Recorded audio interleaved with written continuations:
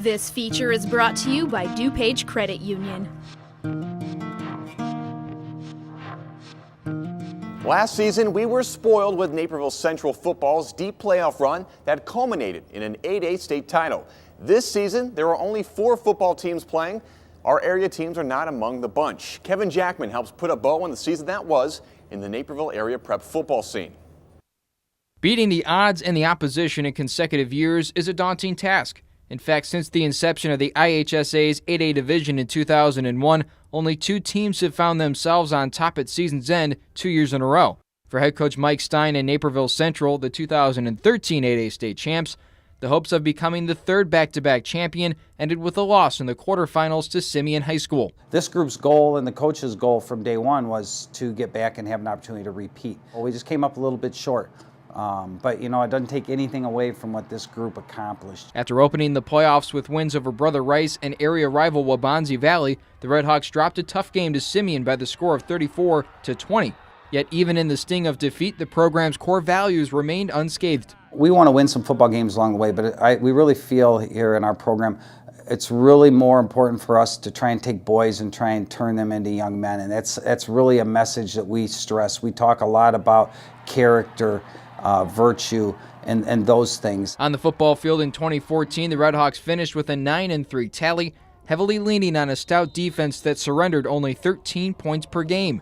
But while Naperville Central advanced to the state's quarterfinals, other area high school teams did not fare quite as well in the playoffs. Mattia Valley head coach Ben Kleinhand steered his team to its best record in the school's 5-year history and their first playoff berth.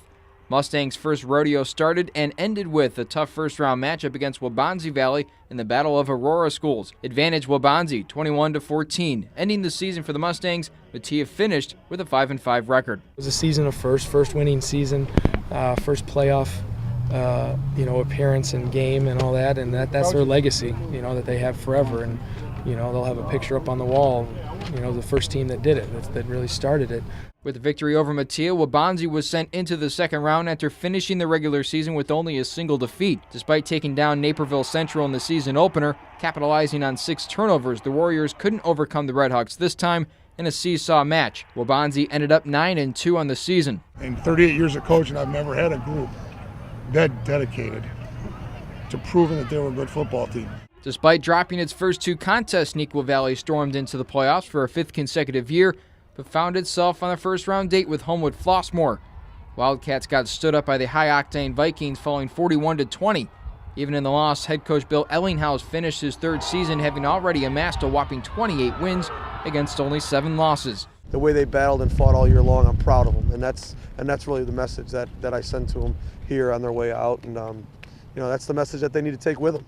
Last but not least, Bennett rode its brotherly duo of running back Brad and quarterback Jack Snyder to a 6-3 regular season record. Brad even set some school individual season and career rushing records along the way. Red Wings open up their playoff run with Hinsdale Central, but BA only mustered 11 points in a 28-11 defeat, putting the final touches on a 6-4 season. I think the most important thing here is what we learn from our experience in football, and we've had a lot of adversity this year. That'll also put the final touches on this area football recap. For Naperville Sports Weekly, I'm Kevin Jackman.